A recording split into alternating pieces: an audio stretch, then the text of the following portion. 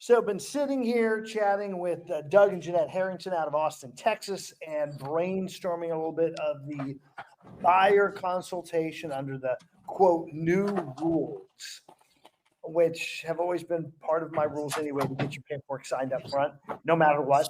Always have for the last 12 years myself, whenever I've done a buyer side. And so, it's time for everybody to do it. And Doug had some questions on what this conversation could look like. And so there's a bunch of different ways to take this, Doug. Number one, and probably the easiest, is first and foremost, and by the way, this should probably be part of every conversation, first and foremost with a buyer. Mr. and Mrs. Buyer, are you aware of the litigation and settlements that occurred the first half of 2024? By the way, the odds are they're going to say no. Right. But we think everybody knows. It's just our little world that we keep bitching about it. Right. And so then you can educate him on this litigation that occurred around buyer side compensation being presented up front in our MLS, and that is now gone away. So on every single house we look at, there is no definitive buyer side commission being paid from the seller until I've had a conversation with the listing agent to find out what they're planning on doing on that. Does that make sense? Yes. So what do you think that means going forward as it pertains to buyer side commission?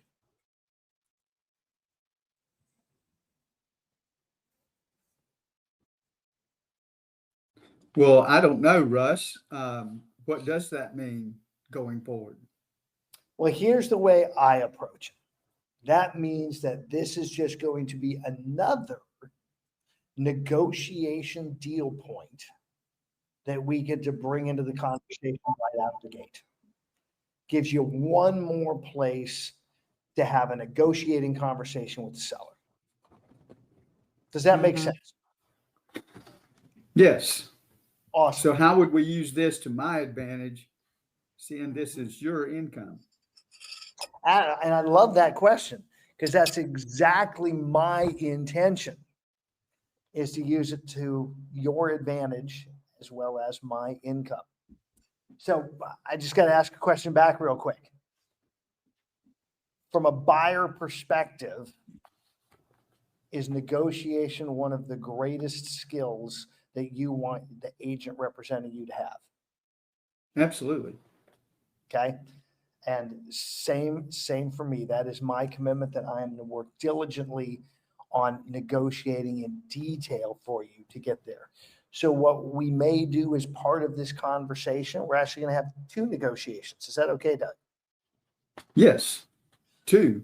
We're going to have one with the seller, that commission is going to be part of that conversation.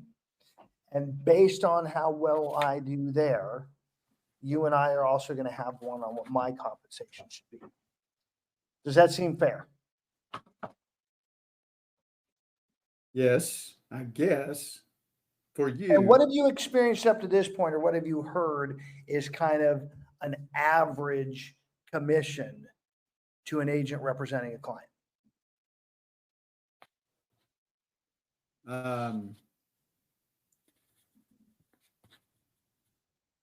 As an average commission to an agent? Yeah. Well, usually 6%, Russ. 6% is usually the part that a seller negotiates with the agent listing the house. And then usually a portion of that, many times 50%, is what the listing agent shares with the buyer's agent. And by the way, all of that is what's been part of this litigation that's occurred. So that 3% being in the MLS is really what we're talking about, that it's not there anymore. So Quick question for you. When it comes to negotiating on your behalf, what are your expectations of me? That we get the best price for the house. Okay, we That get the we can best get. price for the house. What else? That if there's anything wrong with the house, that we can get those repairs done and get a house in good condition. Okay, so that we have a second negotiation after home inspection to get things taken care of there. Awesome. What else? That we close on time.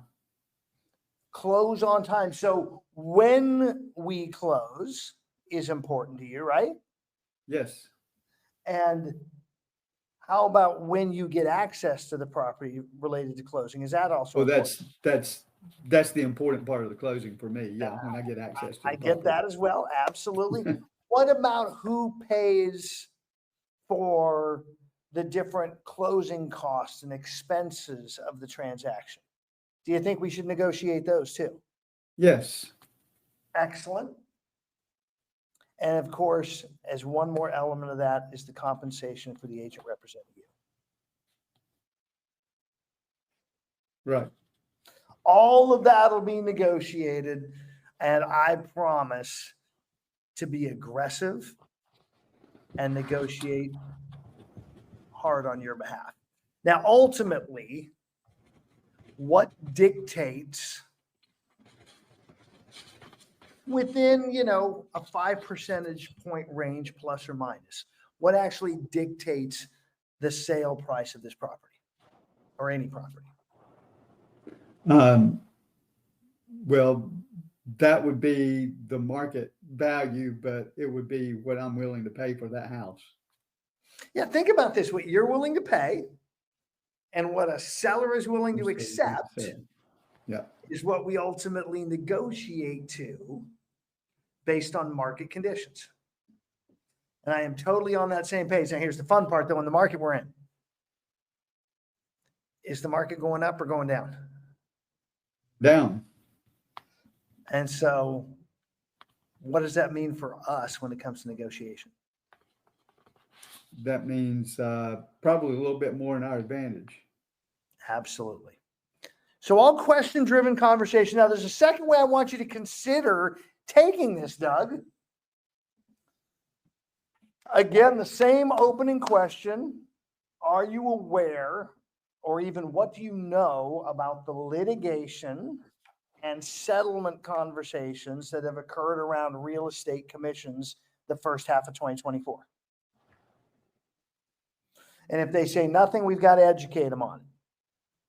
And we got to educate them that there's absolutely nothing built into the equation for the buyer. Right. Okay. So, Mr. and Mrs. Seller,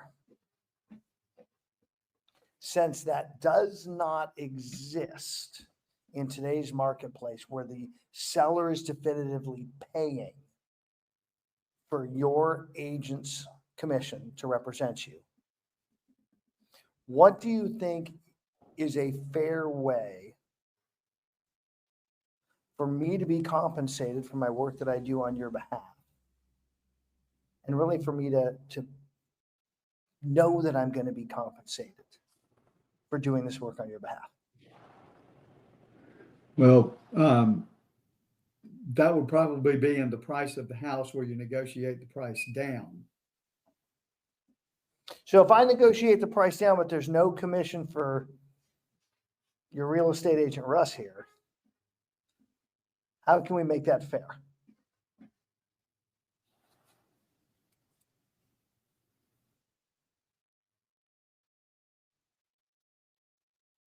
Then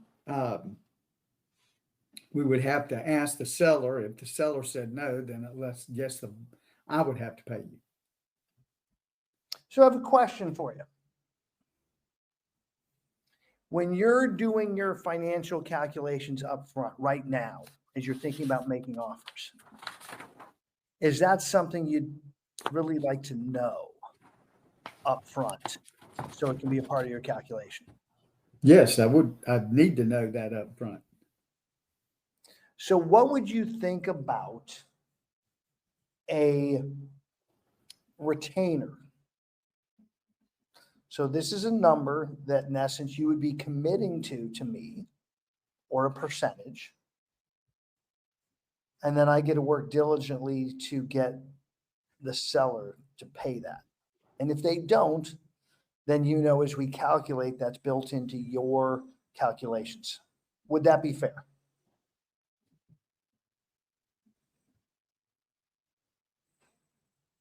Like to do it the way that it's always been done, just have. You and me both. And yet, gosh darn, lawyers made it to where it's not that simple and straightforward anymore. Yeah. So again, you don't have to buy, you don't have to accept a number where the math doesn't work for you. And what if you and I had an agreement up front that I was going to be compensated for my work, and the goal was to get it from the seller? But if the seller wasn't going to play, you then at least knew for your negotiation calculations how much was going to be committed to me for compensation. Well, could we just agree that you would get 3% of whatever the sales price is, whoever pays it? You know what's wonderful?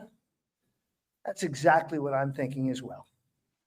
That's what we document. We'll call it a quote retainer that we're not paying up front.